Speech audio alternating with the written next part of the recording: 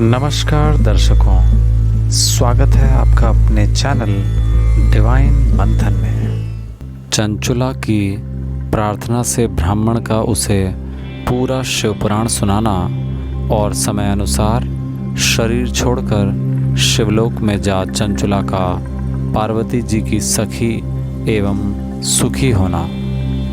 ब्राह्मण बोले, नारी, सौभाग्य की बात है कि भगवान शंकर की कृपा से शिवपुराण की इस वैराग्य युक्त कथा को सुनकर तुम्हें समय पर चेत हो गया है।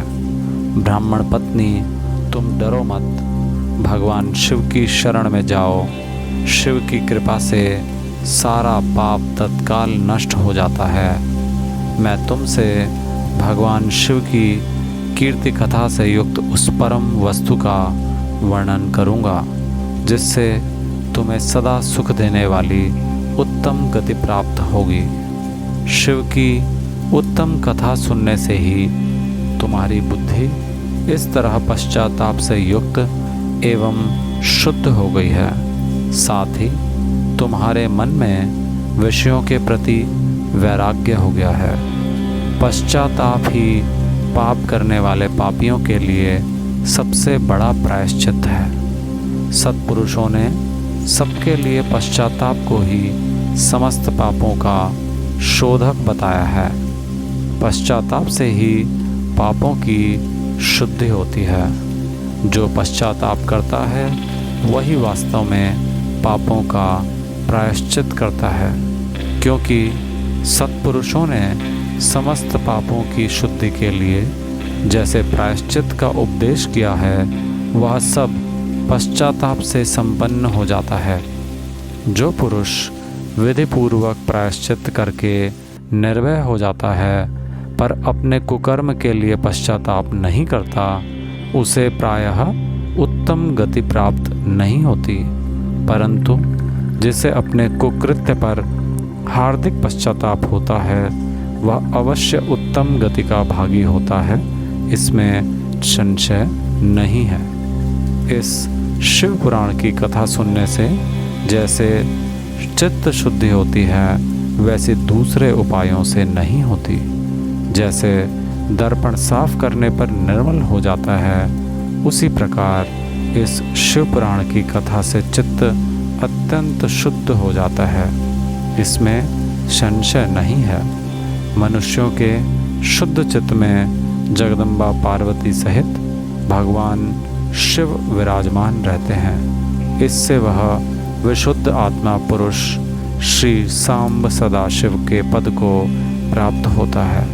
इस उत्तम कथा का श्रवण समस्त मनुष्यों के लिए कल्याण का बीज है। अतः यथोचित शास्त्रोक्त मार्ग से इसकी आराधना अथवा सेवा करनी चाहिए। यह भव बंधन रूपी रोग का नाश करने वाली है। भगवान शिव की कथा को सुनकर फिर अपने हृदय में उसका मनन एवं निधिध्यासन करना चाहिए। इससे पूर्णतया चित्त शुद्धि हो जाती है। चित्त शुद्धि होने से महेश्वर की भक्ति अपने दोनों पुत्रों ज्ञान और वैराग्य के साथ निश्चय ही प्रकट होती है। तत्पश्चात महेश्वर के अनुग्रह से दिव्य मुक्ति प्राप्त होती है, इसमें संशय नहीं है। जो मुक्ति से वंचित है उसे पशु समझना चाहिए, क्योंकि उसका चित्त माया के बंधन में आसक्त है। वह निश्चय ही संसार बंधन से मुक्त नहीं हो पाता।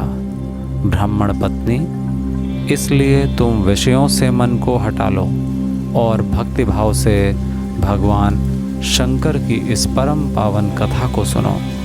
परमात्मा शंकर की इस कथा को सुनने से तुम्हारे चित्त की शुद्धि होगी और इससे तुम्हें मोक्ष की प्राप्ति हो जाएगी।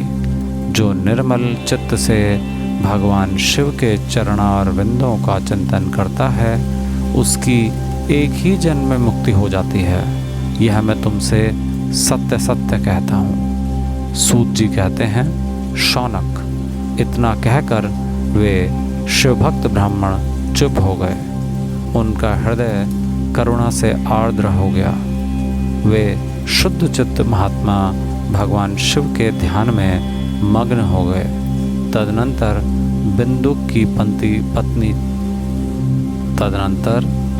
की पत्नी चंचुला मन ही मन प्रसन्न हो उठी। ब्राह्मण का उक्त उपदेश सुनकर उसके नेत्रों में आनंद के आंसू छलक आए थे।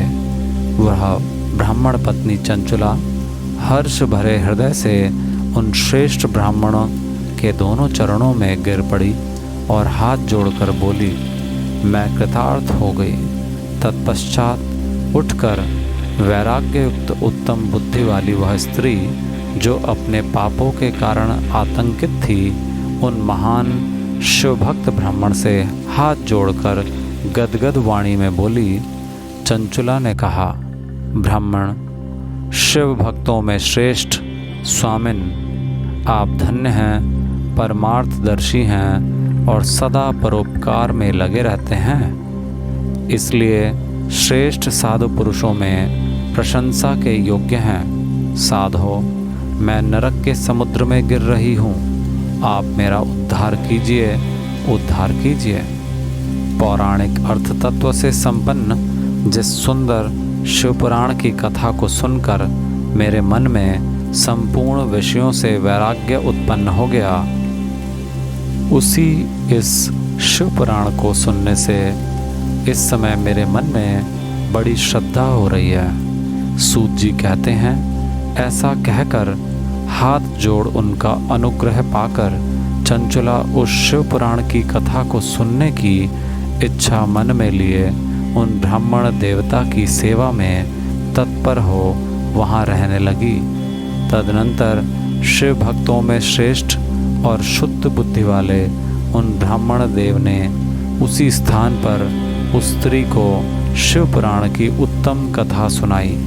इस प्रकार उस गोकर्ण नामक महाक्षेत्र में उन्हीं श्रेष्ठ ब्राह्मण से उसने शिव पुराण की वह परम उत्तम कथा सुनी, जो भक्ति, ज्ञान और वैराग्य को बढ़ाने वाली तथा मुक्ति देने वाली है।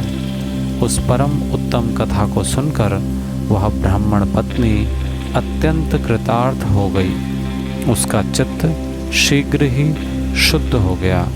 फिर भगवान शिव के अनुग्रह से उसके हृदय में शिव के सगुण रूप का चिंतन होने लगा। इस प्रकार उसने भगवान शिव में लगी रहने वाली उत्तम बुद्धि पाकर शिव के सच्चिदानंदमय स्वरूप का बारंबार चिंतन आरंभ किया। तत्पश्चात समय के पूरे होने पर भक्ति, ज्ञान और वैराग्य से युक्त हुई चंचुला ने अपने शरीर को बिना किसी कष्ट के त्याग दिया। इतने में ही त्रिपुर शत्रु भगवान शिव का भेजा हुआ एक दिव्य विमान द्रुत गति से वहाँ पहुँचा, जो उनके अपने गणों से संयुक्त और भांति भांति के शोभा साधनों से संपन्न था। चंचुला उस विमान पर आरूढ़ हुई और भगवान शिव के श्रेष्ठ पार्षदों ने उसे तत्काल शिवपुरी में पहुंचा दिया। उसके सारे मल धुल गए थे। वह दिव्य रूप धारणी दिव्यांगना हो गई थी। उसके दिव्य अवयव उसकी शोभा बढ़ाते थे। मस्तक पर अर्धचंद्र का मुकुट धारण किए वह गौरांगी देवी शोभाशाली दिव्य आभूषणों से विभूषित थी। शिवपुरी में पहुंचकर उसने सनातन देवता त्रिनेत्रधारी महादेव जी को देखा। सभी मुख्य मुख्य देवता उनकी सेवा में खड़े थे। गणेश, भृंगी, नंदीश्वर और वीरभद्रेश्वर आदि उनकी सेवा में उत्तम भक्तिभाव से उपस्थित थे। उनकी अंग कांति करोड़ों सूर्यों के समान प्रकाशित हो रही थी। कंठ में नील चिन्ह शोभा पाता था। 5 मुख और प्रत्येक मुख में 3-3 नेत्र थे। मस्तक पर अर्धचंद्राकार मुकुट शोभा देता था। उन्होंने अपने वामांग भाग में गौरी देवी को बिठा रखा था, जो विद्युत पुंज के समान प्रकाशित थी। गौरीपति महादेव जी की कांति कपूर के समान गौर थी। उनका सारा शरीर श्वेत भस्म से भासित था। शरीर पर श्वेत वस्त्र शोभा पा रहे थे। इस प्रकार परम उज्ज्वल भगवान शंकर का दर्शन करके वह ब्राह्मण पत्नी चंचुला बहुत प्रसन्न हुई। अत्यंत प्रीतियुक्त होकर उसने बड़ी उतावली के साथ भगवान को बारंबार प्रणाम किया। फिर हाथ जोड़कर वह बड़े प्रेम, आनंद और संतोष से युक्त हो विनीत भाव से खड़ी हो गई। उसके नेत्रों से आनंद अश्रुओं की अविरल धारा बहने लगी तथा संपूर्ण शरीर में रोमांच हो गया।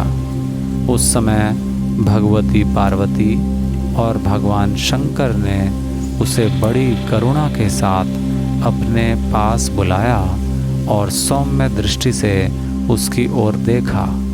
पार्वती जी ने तो दिव्य रूप धारणी बिंदु प्रिया चंचुला को प्रेम पूर्वक अपनी सखी बना लिया।